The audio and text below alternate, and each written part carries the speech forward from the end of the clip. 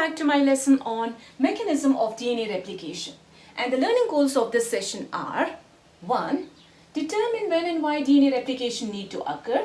2. Describe the process of DNA replication. 3. Name and state the function of key enzymes in DNA replication. 4.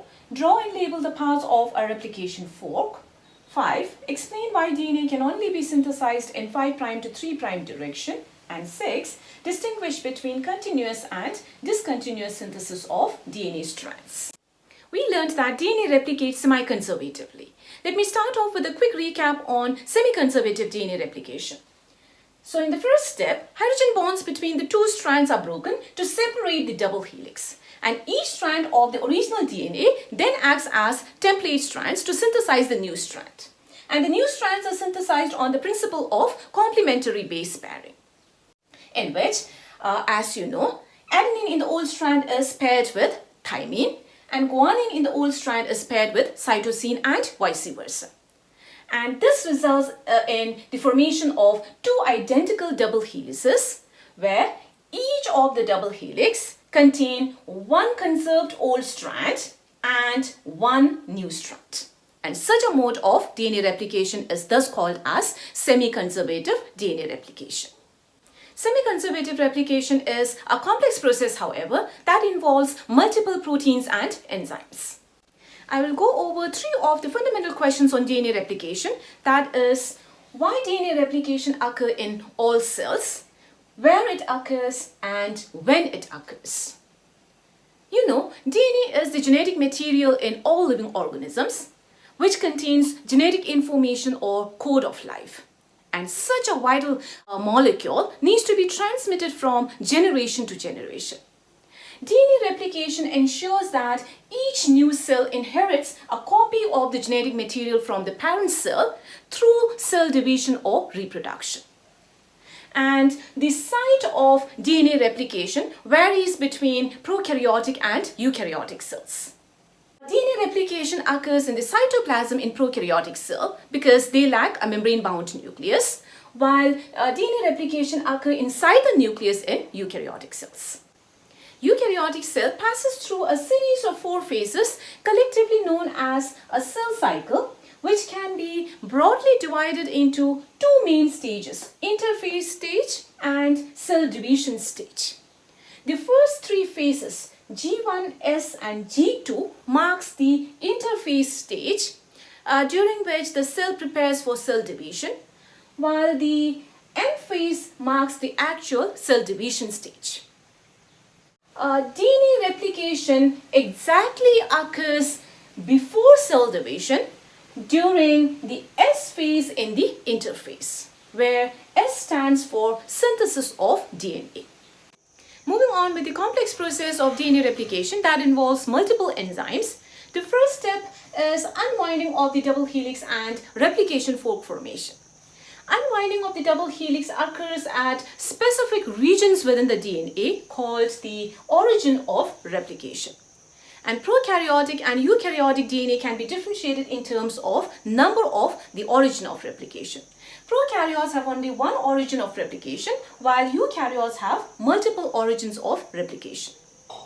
At this origin of replication, a specific enzyme known as helicases unwinds or uncoils the double helix by breaking hydrogen bonds between the complementary base pairs. And this results in the separation of the 2 DNA strands, thereby forming a Y-shaped region called the replication fork. In a prokaryotic DNA, we can be expecting only one replication fork since they have only one origin of replication. Whereas in a eukaryotic DNA, such as in human DNA, we can be expecting multiple replication forks because many helicases can be acting on different origins. I have drawn a schematic illustration of a single replicating fork in which the helicase enzyme is shown to be opening the double helix to the right. And with the opening of the double helix, a tension or overwinding is experienced by the double helix in front of the replication fork. And this tension is released by another enzyme known as topoisomerase. At the same time, the two strands of the DNA are prevented from rejoining by a set of protein called as single-strand binding proteins. So in this way, helicases are the key enzymes responsible for the unwinding of the double helix and formation of replication fork. Unwinding and formation of replication fork is followed by binding of primers to the single-stranded DNA templates. A primer refers to a short stretch of complementary RNA sequence that is synthesized by an enzyme called RNA primase or RNA polymerase, and this provides the starting point for DNA replication. Priming of DNA templates is required because the enzyme Dna Polymerase, which synthesizes DNA, can only be adding new DNA nucleotides to an existing 3' end of a primer. And since the two strands of the DNA are anti-parallel, so you can note that the primers are attached to the opposite ends of the two template strands. The next step is binding of the key enzyme DNA polymerase and elongation of the new strand. DNA polymerase binds to the primer sequence and begins extending the primer by adding complementary free DNA nucleotides, which are also called as DNTPs. DNTP stands for deoxynucleotide triphosphates, which could be an adenine, guanine, cytosine or thymine nucleotides, which are all present in the nucleoplasm. And DNA polymerase would be adding complementary DNA nucleotides one at a time during the synthesis of the new DNA strand. And such complementary DNA nucleotides are always to be added at the 3' end of the growing strand. So this is a very important fact that you want to remember. DNA polymerase can only be adding at the 3' end of a growing strand or only at the 3' end of a primer. Now in this illustration, here is the 5' end of the primer and this is the 3' end of the primer. Now, DNA polymerase can only be adding a complementary DNA nucleotide at the 3' end. It can be only extending from the 3' end. It cannot be adding new nucleotide at the 5' end. So, an important fact that you want to remember is that DNA polymerase can only be synthesizing new DNA strand in 5' to 3' direction. And not only that, DNA polymerase always requires a primer to start DNA replication. And since DNA polymerase can only be extending or adding the new DNA nucleotide at the 3' end, and because we know that DNA has two of the strands running in anti-parallel direction. So one of the strand runs in 3' to 5' direction, while the other strand in the DNA runs in 5' to 3' direction.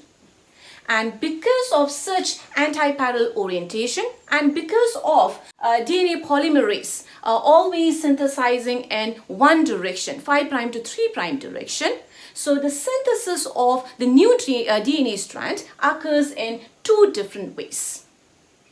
In the template strand, which is oriented in 3' to 5' direction, synthesis of new strand occurs continuously.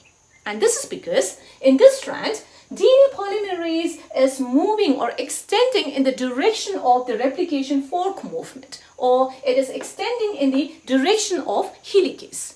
And as the helicase moves forward and unzips, opens the helix, DNA polymerase can continuously extend the new strand. And such a continuously synthesized strand is called as a leading strand. On the other hand, the template strand, which is oriented in 5' to 3' direction, the synthesis of new strand occurs discontinuously. This happens because DNA polymerase in this strand extends or moves in the opposite direction of the helicase or in the opposite direction of the replication fork movement. During discontinuous synthesis, a primer binds at the replication fork And DNA polymerase then extends the new DNA strand backwardly in the 5' to 3' direction.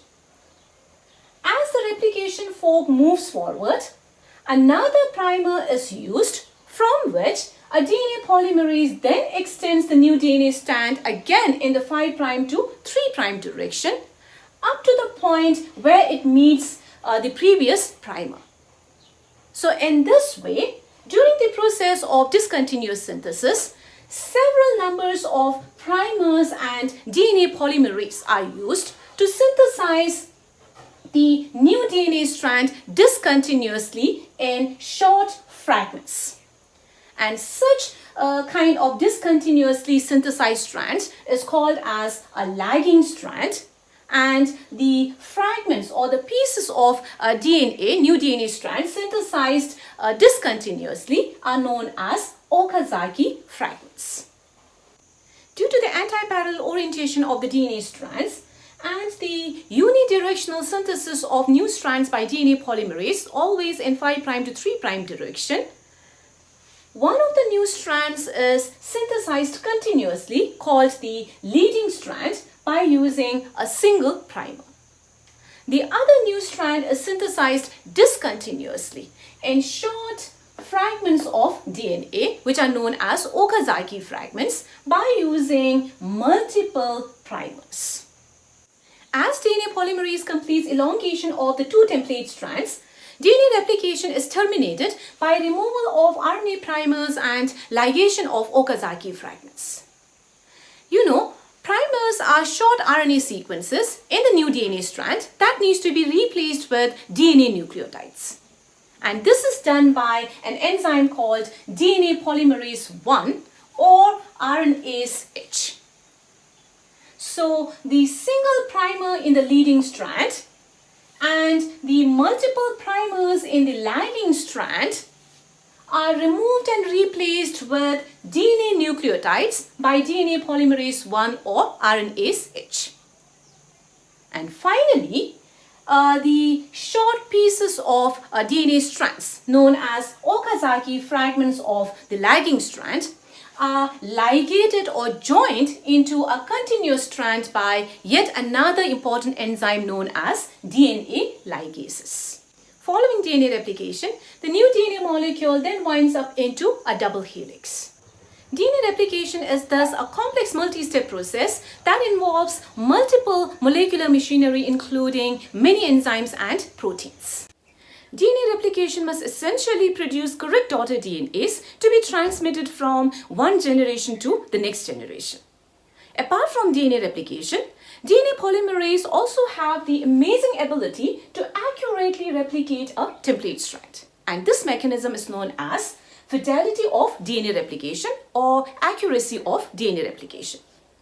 Fatality of DNA replication allows the replication of the 6 billion nucleotides of the diploid human genome with incredible accuracy. Fatality of replication relies on several mechanisms such as nucleotide selectivity of DNA polymerase, proofreading by DNA polymerase, and mismatch repair system. The first two mechanisms are of the DNA polymerase. Nucleotide selectivity of DNA polymerase refers to the ability of DNA polymerase to read the template strand, select the appropriate DNA nucleotide, and add the correct nucleotide at the 3' end of the growing strand. Secondly, DNA polymerase also are capable of proofreading, which is the ability of DNA polymerase to check back at the newly added DNA nucleotide and remove it if it is an incorrectly added nucleotide before further extension of the growing strand.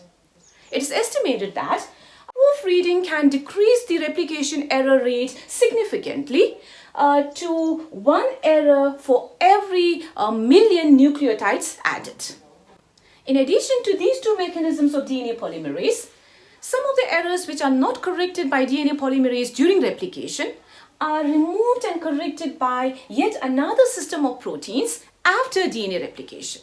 And this system of proteins is referred to as mismatch repair system. Mismatch repair system is estimated to lower DNA replication error to only 1 error per billion nucleotides.